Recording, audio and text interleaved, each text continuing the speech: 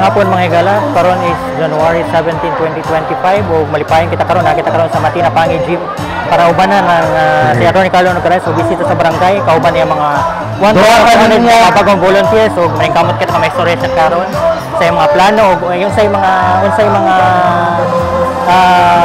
kumusta iyang pagbisita sa mga barangay karon panahon ng especially nga hapit na mag-start ang kampanya ug unsay mapaabot sa mga taga Davao sa iyang administration. Sige. 1,200 kani karon nga mga volunteers ni Carlo. Kaya palihog kasama sa volunteers sa mga girang ano na diri nga pag-set up sa barangay sa mga lugar sa first ay district sila mga katong mga nanindo palihog lang ko lingkod lang kadaghan sila nakabalik para mahasain nato diri ha. Kaya patanan! Kauban nato volunteers! Interview ko. Kaya patanan! Kumusta ang kampanya sir? Pila ka barangay mo nabisita karon? Sige. Karong adlaw Sige, iyan ako. karong adlaw ikalima na ni. Then napay Matina Playa after ani. Tindog.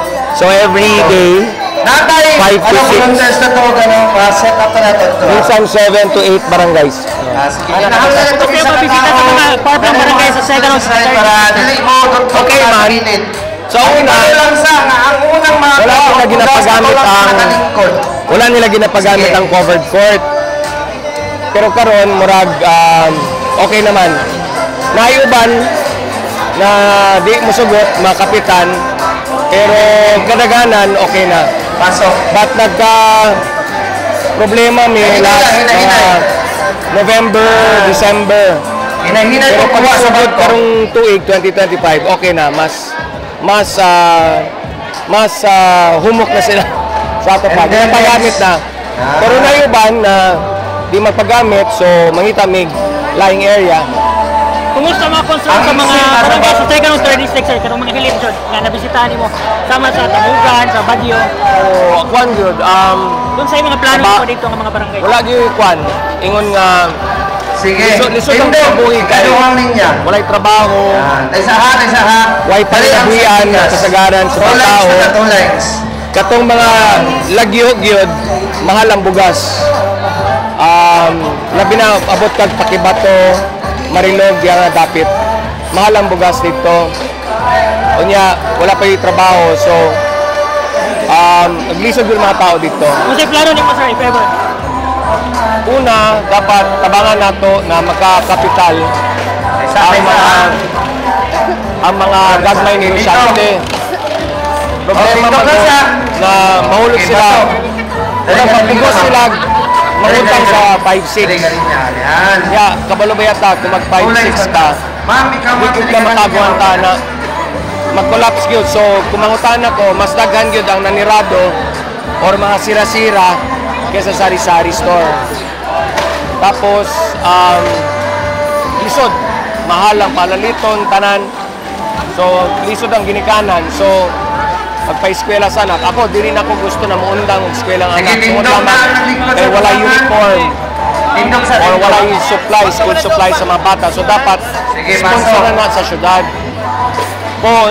Kung kita na magbotangin, tinanan, sponsoran na ito ang school supplies, ang school uniform, mga bags sa mga bata. Labi na itong mga nag-eskwela sa pampublikong tulungan.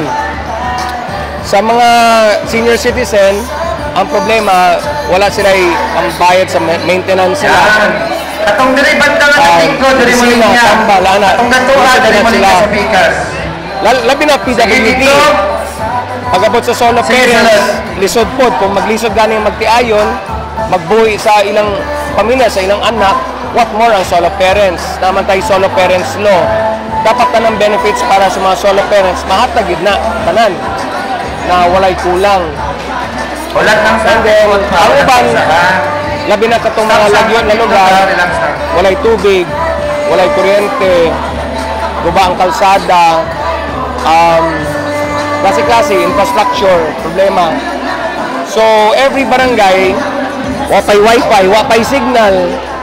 So, kina nang usabon nato, no, ang kahintang sa matag barangay. Palihog lang ko ang Dapat inyong libreng talahon wifi, barangay. Inyong kamot katong Dapat form lang. masugaan. Form ang inyong Walay ihatag. problema sa kuryente, walay problema sa Katong tubig. inyong i-fill upan. Basic necessities ba?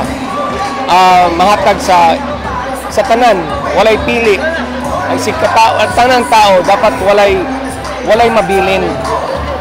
Dapat walay mabilin nga tao na walay access sa mga basic necessities, basic opportunities, basic services sa syudad. Nahihinay lang. So plano sad nato na kumpon, kaluyan, dapat kining ato mga service caravans gikan sa syudad dapat pugihan ba? Unya dili Regular, sir. dapat regular siya. Dili Kaya ka nang- usually karon araw ng barangay. Hindi pwede. Hindi na maigot. So, kung iunana lang, dapat maramdaman ng mga kababayan natin na ang City Hall doon namatay lain lang sub-district. Namatay lain lang sub-district halls. Dapat punuon na to tong mga district halls na to sa mga servisyo. Kapitan! Dapat Kapitan Bano! ang Karabanasyo at dito sa mga parplang barangays. Dili na to may baluan kung unsay kinihanlan sa mga barangay kung dili ta mo bisita diha nila. Sa pag-visit ng mga serbisyo karaban, dito na nato may baluan unsay mga kulang, unsay may kinahanglan natong buhaton. And then madala nato check up, medical check up, mga medisina na pwede nato mahatag dito. Mga basic services ba dapat kanunay. So more siya, actually dagan ng mga plano pa. Last question, sir. Isa sa mga criticism sa imo, sir, is peace and order. Medyo mo degrade daw if ever ikaw ma-elect. Kung saan mo concern sa mga Dabawenyo, sir? How would you answer I this have, to the Dabawenyo, sir? Nakoy Naminaw karon. komprehensibo na 15-page peace and order plan. Ang tawag sa atong peace and order plan, Safer Davao. So, SAFER na siya. Matag letra, nailain components para sa atong peace and order. Dito nato makita kung sa mga konkreto natong plano para sa peace and order. Di lang sa drugs, kundi sa uban pang mga Mas maging aktibo ba ka, sir? If ever? yes, dapat aktibo gyud ang mayor. Dapat kanunay ang mayor nag-visit sa mga stations. Police station, kanunay nag-visit diha. Kanunay makipag-meeting sa mga station commanders, sa city director mo, sa mga na-Facebook sa regional director, sa lain-lain opisina sa Philippine National Police, Human sa AFP, sa military, Task Force Davao, 10th ID, East Mincom. Dapat active ang coordination ni mo, ana. Na halos wala na kay tulog, matagagsayo, matulog pag-late. Dapat kanunay ang pag-visit ni mo sa lain-lain mga stations, police stations. Dapat lain-lain mga station commanders, dapat ginatuan na ni mo.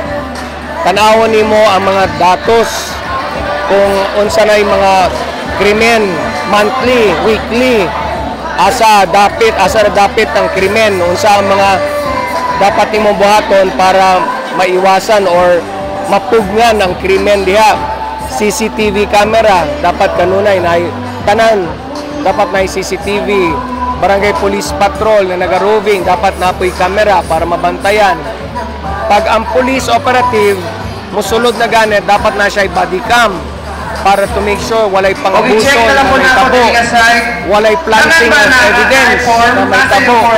Then dapat hantod sa pag-file sa case, dapat tabangan, dapat tutukan nimo ang prosecutor's office, tanang panginanan sa prosecutor's office, tanang panginanan sa mga korte nato, mga west, dapat tagaan o pagtagal.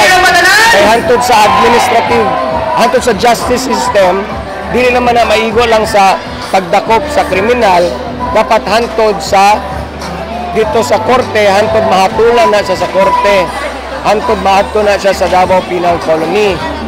So daghan kayong components ang peace and order, dili lang kay usara or duhara.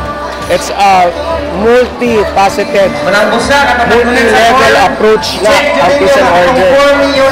But kaya na po na, because na tayo 15-page na comprehensive peace and order plan para sa Davao City.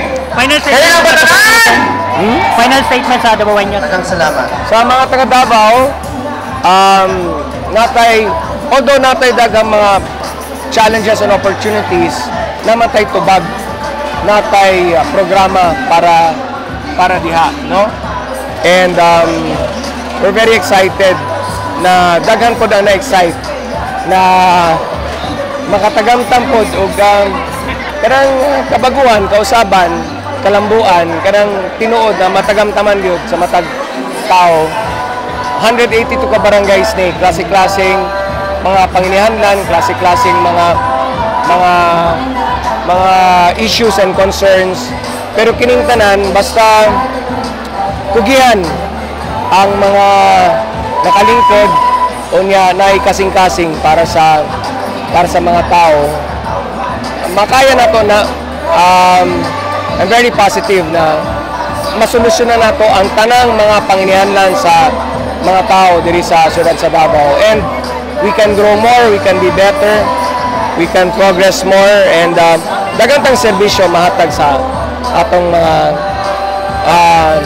isig ka tao, mga kapwa nato mga Davaoenyo. Salamat, sir. Thank you, salamat sa